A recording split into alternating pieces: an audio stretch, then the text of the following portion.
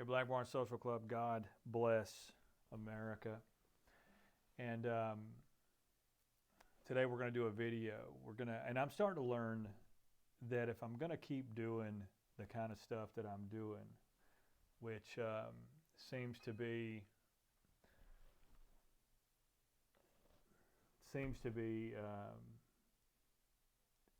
doing okay. I need to get better at doing these unboxing and these videos. I need to.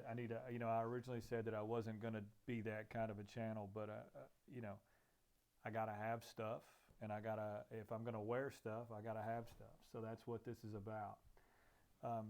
Before I get to it, I'm going to talk about something that just a thought that I had the other day, and that is, I was talking to my brother about some stuff, and I was actually, there's a couple of things. I was talking to my brother about it in one conversation, and then I noticed that I was talking to another YouTuber. He's a boot reviewer, and I was talking to him. But the theme is to these kinds of things that you guys aren't. It's hard to know with the internet nowadays if somebody is getting given something to review or if somebody's paying their own money for it, and whether or not that's influencing their decision or their opinion. So that's one thing to think about. A second thing to think about is what good is that opinion if it's based on such a shallow or a narrow thing. So like, for example, if I only got one pair of boots and I open the box and go, hey, look at this, is the best pair of boots ever. Is that even a valid opinion? So a couple of things you need to know is one is my opinion authentic, and is it genuine? Is it real? Is it unbiased? And then two, is it based on enough experience to be able to be helpful and to add value? And so for that, and to that point, I'm going to say that what I'm reviewing today was not given to me. It was not. There was no deal made. I paid my own money for it, and therefore it's going to be my opinion. Now, that being said, anybody that's going to, and I'll make sure if I ever get given anything, I'll make sure I tell you guys straight out. Because you can, anybody that wants to hand me something and say, hey, please review this. First and foremost, you can buy my time that way, because I love, this is like Christmas morning. I love opening stuff, and I love getting new boots or new clothes, new whatever. But so you can buy my time, but you can't buy my opinion. So what I feel about that thing, or if I'm gonna keep on supporting it or championing it, that's going to be dependent on me and me alone. So that being said, we're 3:45 in. We're going to get to talking about these boots, and I've already, I did it again. I didn't write any of this stuff. I'd already done like a 20-minute review. And I thought next time I'm going to write some of this stuff down so I can speak to it a little bit better. And I literally sat here and hit record and haven't written anything down. So I'm going to wing this one too, and we'll see if it turns out better. So what came to me from Parkhurst Boots is this plain box. Not a fancy box, nothing by any means. This is the box it came in. It's the box it shipped in, but you'll notice it's not a shoe box.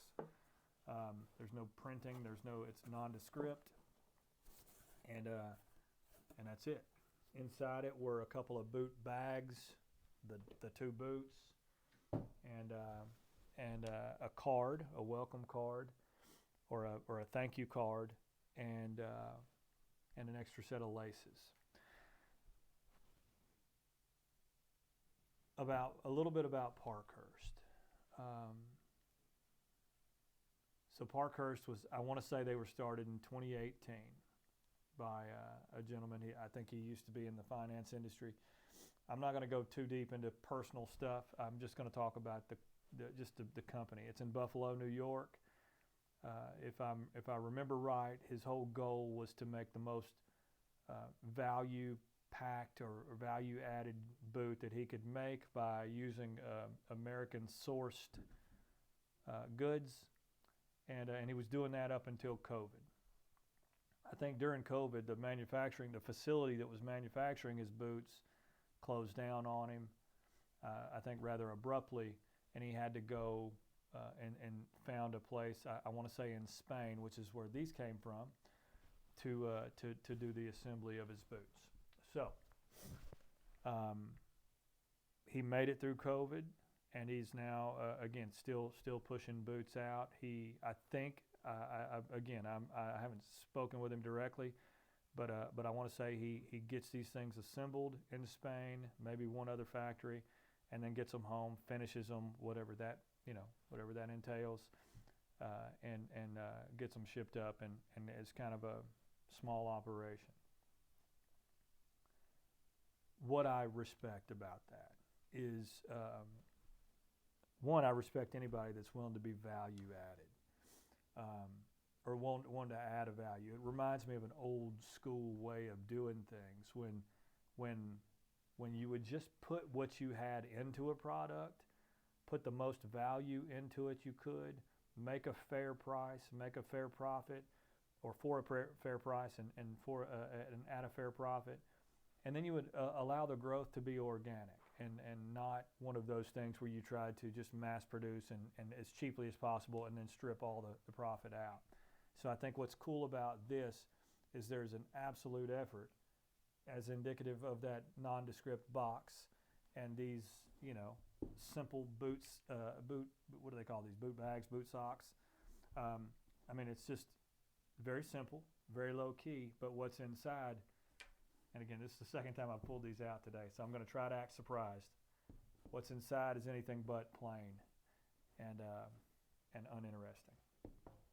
So, what I've got here is a pair of Beaver Fur Kudu plain toe boots. These the size is 11.5D. This is on their 602M last. A last is and I'm sure if you're watching this, you've watched 1,000 boot videos, so I'm going to be high level here because, again, I'm not an expert. I just wear a lot of stuff. But the last is what the boots the leather is stretched over to get the shape, to get the profile, and it's what if you're smart, and I kind of accredit another YouTuber here, Ed, for helping educate a lot of us, and well, hell, there's a lot of YouTubers on there, but a last is it's what you find that fits your foot. It's like if that's your size, you want to keep doing that. You want to double down on that, because otherwise you can go out there and find you can find your size all day long, but if the last doesn't work for you, it just won't work. So 602M last. This particular model is a stitch down boot, 270 welt, and so what that means is it's coming from here to here on both sides all the way around, and as far as the kudu, so that's an African antelope I have learned in my research here. I want to say it's a little bit. I mean, it's kind of it's not a ridiculously rugged leather, but it looks amazing, and I hope you can see this. The quality is probably not that great in the camera, rather, but what you're seeing in this African antelope leather, I mean, it's just got all these. I mean, like I can see briar scratches. I can see the imperfections. I can see the thorns. I can see spots. I mean, I don't know if this guy had freckles. It looks like he had freckles. And you get all that. You get all that in this leather. This is not sanded smooth. It's not finished to perfection, and nor should it be, because that's the beauty of a boot like this. It's very distressed. One of the things that I understand when you talk about having experience of having several. And so just to run down a few, and one of these days I'm gonna bring out all boots. When I get over into the garage and the barn, I'm gonna bring out all the boots and show you what I'm talking about. So I've got Oak Street boot makers, I've got Truman boots, I've got Red Wings, I've got Aldens, I've got now a couple pair of Parkhurst, and you know some quality control is better than others. Some of them feel better underfoot, and so I'm going to speak to. I haven't. This obviously I just opened these, but I'm already wearing today in today's video. If you're depending on when you're catching this, I'm already wearing a pair of Beaver Kudu Niagara boots, which is that kind of resembles the Alden Indy. It's a mock toe, or at least a fashion sense mock toe, but it's on the same last. The only difference between this and the one I'm wearing now is the one I'm wearing has a 360 welt. This has a 270 welt, but the last and the shape of the boot is the same. And I am a massive fan of how it fits. And the way I understand that last to work, this almond toe shape, is that it starts at at the heel and the mid.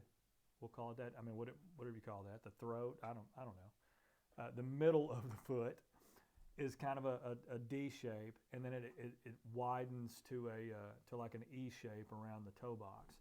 So you get a little more room for your foot to splay out, which again I am a fan of this last. It reminds me of that Alden Indy.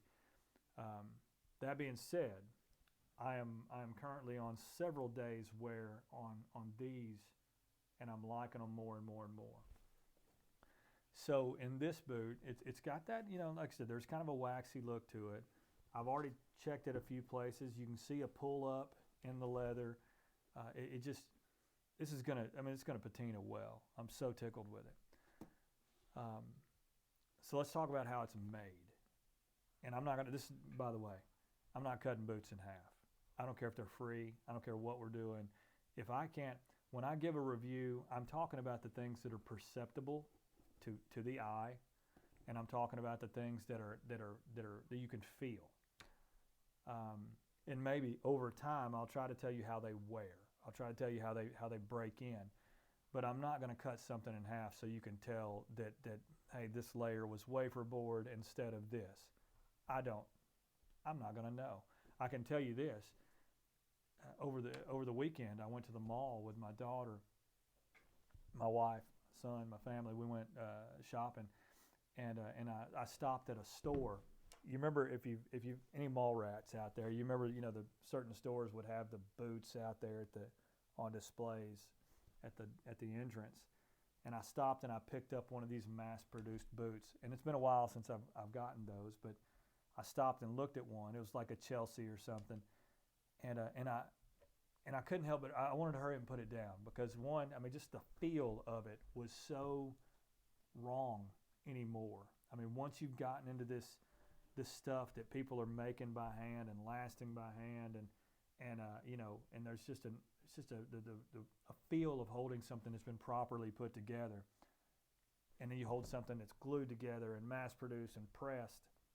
I don't want to go back. So for me, I'm a little boot spoiled, and I'll admit that, but I don't intend to change anytime soon. So I don't know where I was going with any of that thought. That's the beauty of this and the beauty of my channel.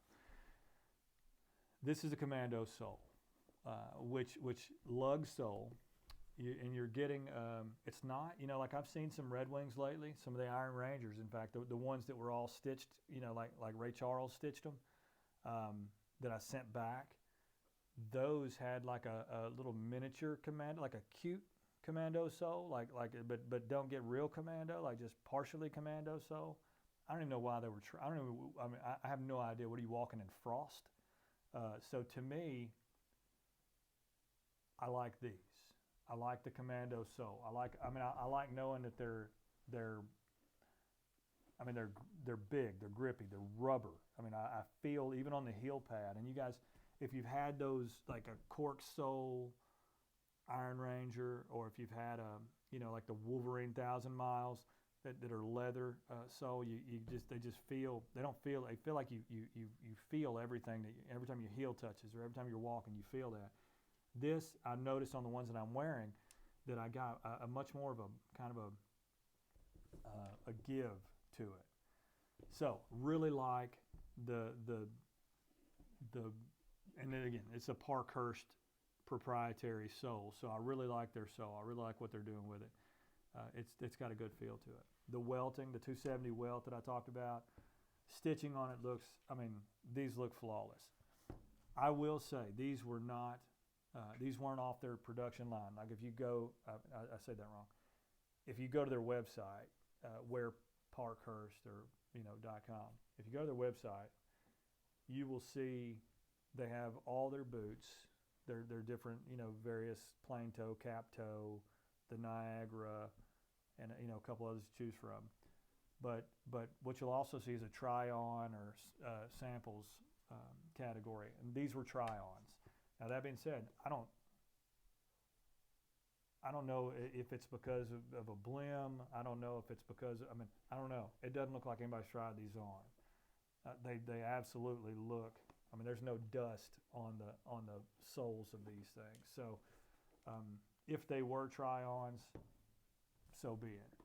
If they were blims, it's a rustic enough leather that I don't care. And I will also say, anybody that goes to one of those sites, that goes to one of these guys, the Trumans, the Parkhurst, and Oak Streets, or even the Whites and the Nicks, if you're going to those sites and you pick up a set of seconds or samples and then you try to send them back because there's a flaw, don't be that guy. Don't be that. Just own it. I got a deal on these because they were try-ons, and I'm excited. I'm ecstatic.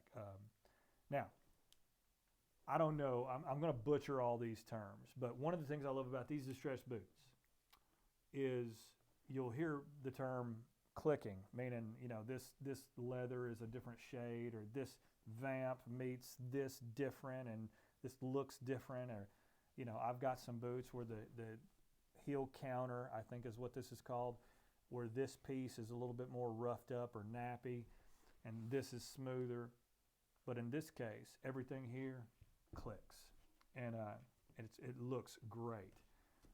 One boot looks a little bit more distressed than the other, but again, that's in the leather. That's what I wanted. It's got the single piece heel stay, I think. Again, somebody correct me so I can get smarter with us, but I just love that. And like I said, in one of these videos when I'm showing you, I'll get a lot more detail on it, but I can literally see I can imagine this guy walking through a thorn bush and leaving this stuff. It's just amazing. The welting looks great. The stitching looks great. I don't see any variations. It's such a good looking boot. Andrew at Parkhurst literally knocked these out of the park. I'm so tickled to get these underfoot.